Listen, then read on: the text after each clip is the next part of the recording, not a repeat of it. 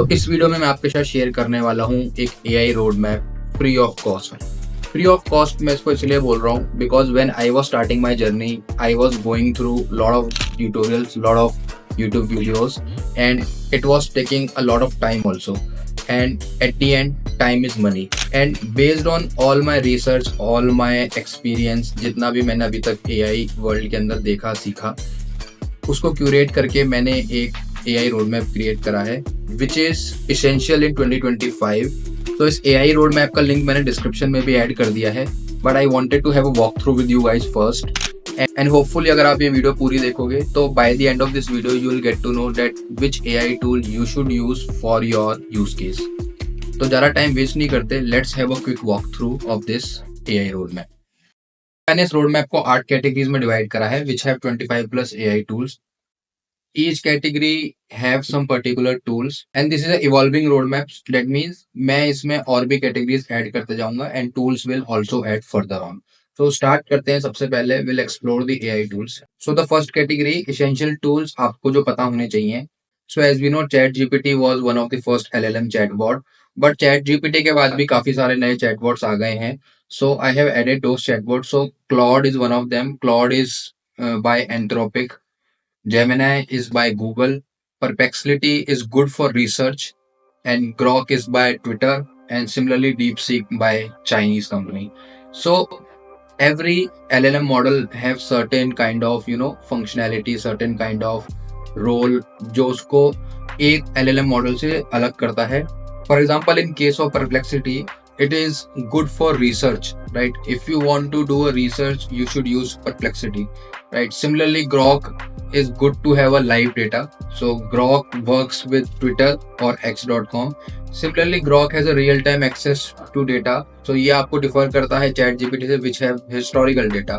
So starting with आपको पता होना चाहिए कि मार्केट में LLM मॉडल्स कौन से चल रहे हैं, कौन से नए मॉडल्स आए हैं. फॉर एग्जाम्पल Claude ने अभी रिसेंटली Opus और Sonnet अपने मॉडल को लॉन्च करा है. So I have included all the documentation in the visit website also. You can directly visit to the tool from here. Then we'll go for the next category. So next category is agentic workflow. So agentic workflow क्या होता है? Agentic workflows are those kind of workflows जहाँ पे आप using AI agents और using LLM models अपने workflow या फिर automation को perform करते हो. तो हमने जैसे अपनी काफ़ी सारी वीडियोस में N8N का यूज़ करा है. So N8N is kind of a agentic workflow because यहाँ पे backend में आप agents यूज़ कर रहे हो और वो agents can use any of the LLM models. तो हमने जैसे मोस्टली ChatGPT या फिर OpenAI के LLM मॉडल का यूज करा है. Similarly, you have Zapier and LangChain. LangChain is a Python-based framework for developing AI agent.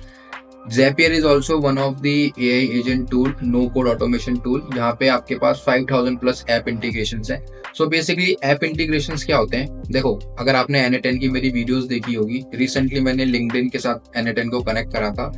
तो integration with third party APIs और applications also you can say. ये tools आपको फंक्शनैलिटी देते हैं टू यूज LLM मॉडल और other websites. So let's say अगर आपको auto post करना है लिंक्डइन पे तो आप यूजिंग N8N एक एजेंट बना सकते हो एंड उसको पोस्ट कर सकते हो लिंक्डइन पे डायरेक्टली. सो ये आपका जो कनेक्शन हुआ N8N का with LinkedIn, that is called a integration with the apps. तो starting with any of the one you can use. मेरी एडवाइस है N8N को यूज करो. 15 डे फ्री ट्रायल है. You can use it free in Docker also. So basic से start करो, basic AI agent बनाओ. N8N will definitely help you in the world of agentic workflow. Then moving for the next category, content creation tool. So if you are someone who is creating content and content में आपको video editing, voice recording या फिर image creation की जरूरत पड़ सकती है, so these are some common tools जो आप यूज कर सकते हो कंटेंट क्रिएशन. मिड जर्नी आप यूज कर सकते हो for image generation. DALL-E is also for image generation, that is from OpenAI. Runway for video editing. Jasper for marketing copy, blogs and business content, and 11 Labs if you want to have voice generation. So आप auto voice generate कर सकते हो. So these are some tools which are essential for content creation. Moving to the next category, that is productivity enhancer. Productivity enhancer are those kind of AI tools जो आपकी day to day productivity में आपकी help करते हैं. For example for me I am a developer, मेरे लिए productivity enhancer could be any website which is helping me in developing code. But एक general productivity के सेंस में अगर आप बात करो, let's say you are working professional and you are sending mails, you have some meetings going on, so these tools can help you in enhancing your work or enhancing your productivity. For example, Notion I also use. Notion is very good for notes taking or maintaining documents. So Notion is an AI powered workspace for notes. इसमें आप अपने notes को create करो and you can organize it using AI. So Otter AI का use कर सकते हो meetings के अंदर, मीटिंग नोट्स जनरेट करने के लिए या फिर मीटिंग ट्रांसक्रिप्शन जनरेट करने के लिए। And similarly there is one more monday.com, you can use it for AI inside work management tool है ये। So I am not using this monday.com and Otter AI that much.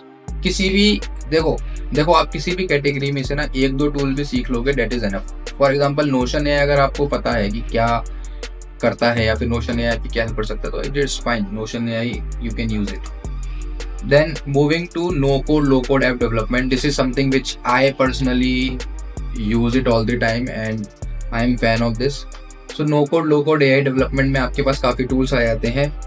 सबसे ज़्यादा famous या फिर ये बोलो जो मैं सबसे ज़्यादा यूज़ करता हूँ is lovable.dev. Then we have Bolt.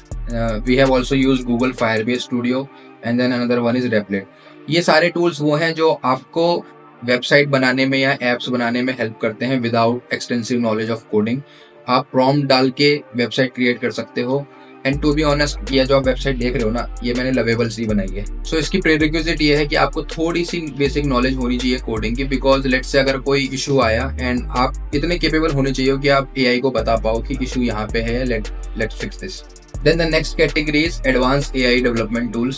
So no code low code के बाद next step हमारा आ जाता है advanced development में। Let's say you are comfortable with low code no code but you want an extensive AI assistant or AI help while doing your actual coding, तो GitHub Copilot, Cursor, Vercel या Windsurf का आप use कर सकते हो।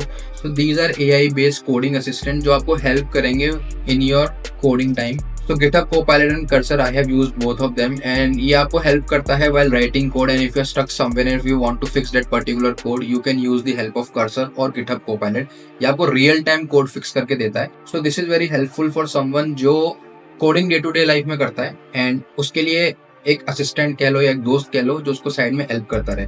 देखो AI के आने से पहले आप किसी भी डेवलपर से पूछ लेना, उसका दोस्त होता था स्टैक ओवरफ्लो, लेकिन जब से AI आया है तो हम लोगों ने चैट जीपीटी को अपना दोस्त बना लिया, फिर क्लाउड को बना लिया।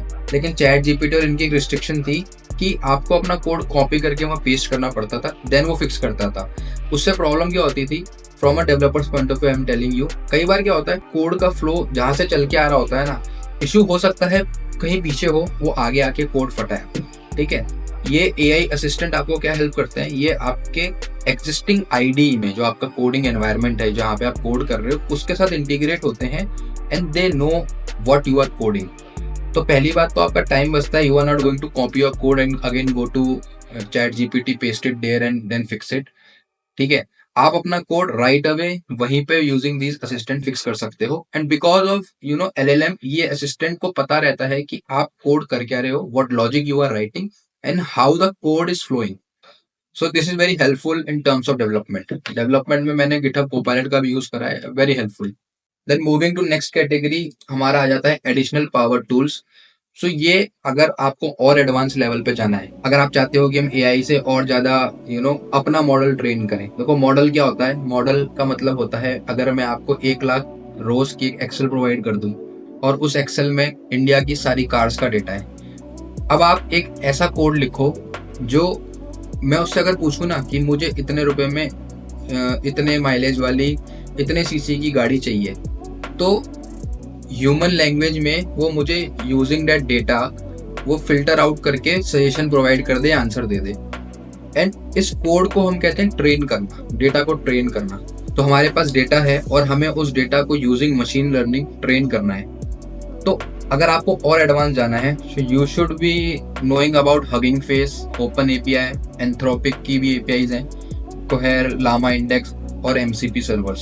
सो हगिंग फेस पे आपको काफ़ी सारे डेटा सेट मिल जाएंगे जहाँ पे आप अपना कोड लिख के उस डेटा सेट को ट्रेन कर सकते हो। तो अगर आपकी इच्छा है कि मैं भी एक LLM मॉडल बनाऊं चैट जीपीटी की तरह, या फिर मैं भी एक कंपनी बनाऊं क्लाउड की तरह, तो you should start with hugging face. यहाँ पे आपको डेटा सेट्स मिलेंगे एंड आप अपना कोड लिख के उस डेटा सेट को ट्रेन करो। एंड ऑब्वियसली इन टूल्स को यूज करने के लिए आपको कोडिंग की नॉलेज होनी चाहिए, because this is not something for a non-developer or someone who is not into coding.